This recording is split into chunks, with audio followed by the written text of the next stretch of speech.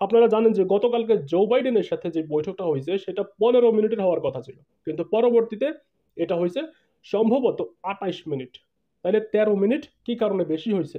কি ভাবছেন যে 13 মিনিট ইউনূস সাহেব খুব বড় ব্যক্তি বা ইউনূস সাহেবের জনপ্রিয়তা বেশি সেজন্য? না, মূলত ওই 13 মিনিটেই তিনি শেখ হাসিনার কফিনের শেষ প্যারেকটা কিন্তু ঠুকে দিয়েছেন। জাতিসংঘের অধিবেশনে কি এমন কাজ করলেন ডক্টর মোহাম্মদ ইউনূস, আমরা সে বিষয়ে জানবো।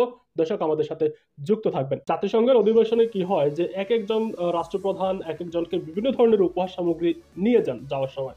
তো আমাদের ডক্টর ইউনূস তিনিও কিন্তু একটা উপহার নিয়ে গেছেন, এবং এই উপহারটার কারণে কিন্তু আসলে শেখ হাসিনার ঘুম হারাম। যদিও শেখ হাসিনা অনেকটা মাস্টার প্ল্যান বা আওয়ামী লীগ অনেকটা মাস্টার প্ল্যান করে রাখছে যে আমেরিকার যখন ডক্টর ইউনূস সেখানে পৌঁছাবেন তখন আসলে সেখানে আন্দোলন করা হবে এবং সংগ্রাম করা হবে, বিভিন্ন ধরনের প্লে কার্ড নিয়ে তারা ডক্টর ইউনূসের বিরুদ্ধে স্লোগান দিবেন, এবং তারা সেটা দিয়েছেনও। কিন্তু পরবর্তীতে ইউনূস যখন জাতিসংঘের মহাসচিবের সাথে দেখা করেন তখন ইউনূস সাহেব তাকে একটা বই উপহার দিয়েছেন। মূলত সেই বইটার কারণেই আসলে শেখ হাসিনার অদূর ভবিষ্যতে বাংলাদেশে আসা সম্ভব হবে কিনা সেটা নিয়ে প্রশ্ন উঠছে। কারণ আমেরিকা যদি ইউনূস সরকারকে সমর্থন করে, এবং তারা করবে বলছেন, সার্বিকভাবে সহযোগিতা করবেন এই আশ্বাসটাও কিন্তু দিছে, যার কারণে তো ওই বইটাতে আসলে কি ছিল?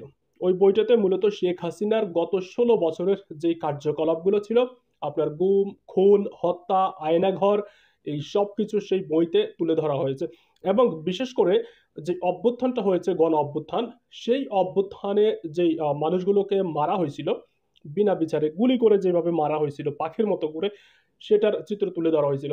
এবং ডক্টর মোহাম্মদ ইউনূস তিনি এক্সপ্লেইন করে বলছেন যে আবু সায়েদ কিভাবে পুলিশের সামনে দাঁড়িয়েছিল এবং পুলিশ কিভাবে তার উপরে গুলি চালাইছিল। এই সব কিছু কিন্তু Abu Said doctor Mohammad Yunus he তিনি just faced the বিস্তারিত police আলোচনা করেছেন জাতিসংঘের at a মহাসচিবের কাছে, close তারপর আমেরিকার distance. প্রেসিডেন্ট জো বাইডেনের কাছে। He should এবং be Sheikh in the Hasina gun পতনের with পরে him. বাংলাদেশে যে He just দেওয়ালে stands দেওয়ালে there লিখন shooting. হয়েছিল সেই দেওয়াল লিখনগুলো So কিন্তু police actually shot doctor him. Yunus Joe বাইডেনের কাছে, জাতিসংঘ Maybe shaking মহাসচিবের a কাছে little bit. তিনি ওই বইটা হাতে তুলে দিয়েছেন। তো এই সবগুলো দিক বিশ্লেষণ করলে তারপর দেখা যায় যে শেখ হাসিনার আগামী 2, 4, 5, 10 বছরে ছট করে ঢুকে পড়াটা অনেকটা অসম্ভব। তাও বৈশ্বিক রাজনীতির কথা বলা যায় না, কারণ রাজনীতিতে আসলে শেষ বলতে কোনো কিছু নাই। শেখ হাসিনা নিজেও যে বুঝতে পারে নাই যে 16 বছর ক্ষমতা ধরে রাখার পরে হঠাৎ করে এক ঝটকায় আসলে তাকে দেশ থেকে চলে যেতে হবে।